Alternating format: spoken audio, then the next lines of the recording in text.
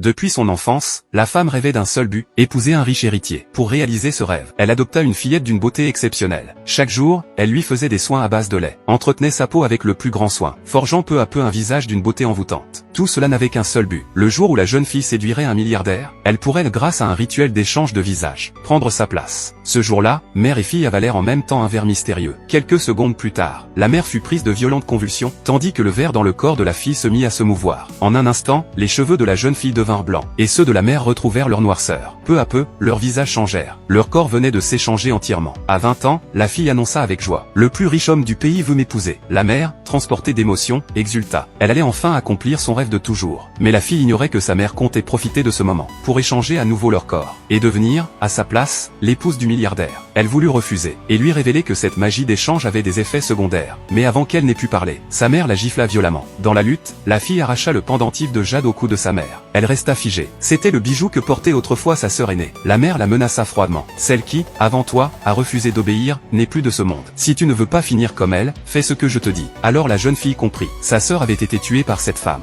Mais elle décida de jouer le jeu, pour se venger, de ses propres mains. Après l'échange, la femme, désormais dans le corps de sa fille, se contempla dans le miroir et sourit avec triomphe. « À partir d'aujourd'hui, je suis la femme du milliardaire. » Pourtant, elle restait méfiante, et décida de faire disparaître la fille immédiatement. Au moment où elle allait passer à l'acte, le milliardaire arriva chez elle pour demander officiellement la main. La femme dut interrompre son geste. La fille voulut appeler à l'aide, mais la voix qui sortit de sa bouche était celle de sa mère. Celle-ci lui souffla discrètement: « Ne dis rien, ou tu le regretteras. » La fille serra les dents. « Pas maintenant. Je te laisserai goûter à ta propre ruine, le jour de ton triomphe. » Le milliardaire offrit une dot somptueuse. Le visage de la femme s'illumina d'une avidité vulgaire. Le milliardaire fronça les sourcils. Celle qu'il avait connue n'était pas ainsi. 7 jours plus tard, le mariage eut lieu. Vêtue de la robe que le milliardaire avait choisie lui-même, la femme parada fièrement devant la fille. « Désormais, je mènerai la vie d'une grande dame. Et toi, tu resteras une ombre oubliée. » La fille répondit calmement: « Ce qui m'appartient, personne ne pourra me le prendre. » La femme ricana: « Puisque je ne t'ai pas tué, regarde-moi être heureuse. » Le maître de cérémonie annonça que la mariée entre. La femme, dans le corps de la fille, avança sur le tapis rouge, éblouissante. Mais à peine sur scène, quelqu'un s'écria: « Regardez, une mèche de ses cheveux est devenue blanche. » Le milliardaire tenta de rassurer. Ce n'est sûrement qu'un reflet du voile. Pourtant, lorsqu'il prit sa main pour lui passer la bague, il découvrit une peau rêche, marquée de callosité. À cet instant précis, le rituel d'échange commença à se dissoudre, et bientôt, viendrait le moment de soulever le voile.